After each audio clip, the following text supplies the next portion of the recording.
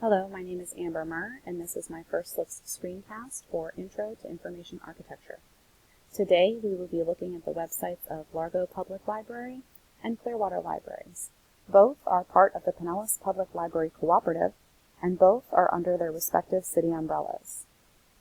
Largo Public Library can be found at largopubliclibrary.org or .com. .com was recently purchased so that no matter which extension user types, they can get to the same site. Largo's website is responsive and adjusts according to device and screen size. The main screen features an alert box with the library's most relevant information. The main navigation is in the form of a top navigation bar, or hamburger for a smaller screen, that uses plain language and features. The buttons offer answers to questions users would most likely ask of a library program calendar, services and departments of the library, and further information. All of these categories can be seen multiple times on the homepage and in multiple formats. This redundancy is to help users of all levels navigate the site.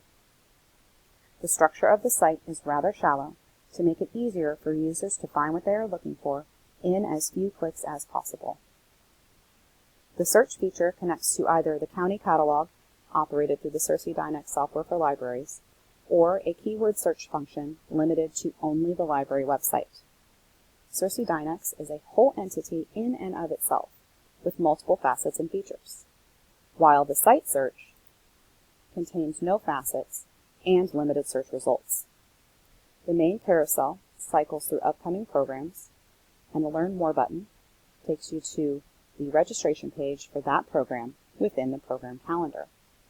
The look and feel is meant to give the user a calm and natural experience, and accessibility options are inherent within the structure of the page.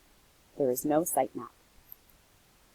The website for Clearwater Library systems can be found at myclearwaterlibrary.com. Clearwater's website is also responsive and carries a similar structure to Largo's, with an added quick navigation bar at the very top of the screen. Once again, you will see categories displayed in multiple areas and formats on the home page, allowing the user many opportunities to find what they need.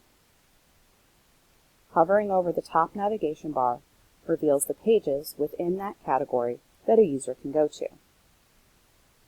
Compared to Largo's site, these links are very difficult to differentiate between, which could hinder users with certain learning disabilities. So although there is an accessibility menu with multiple options, structure and choice of font could frustrate some users. The structure here is rather shallow, with not much to move around through, and less ways for the user to get lost in the site. As a user, I really like their search feature, as it gives you a list of the items most requested on the site once more before you type in to the site search. Their catalog connects to the same county system as Largo, but their site search is powered by Google. And it searches not only the library site, but the city site as well. The look and feel of Clearwater's site seems very busy to me, with text overlaying a slightly transparent background, overlaying an image, or a list of buttons with no consistent graphic structure. Overall, aside from the better site search for the Clearwater Library, Largo Library's site seems to have a better look and is easier to use. Thank you.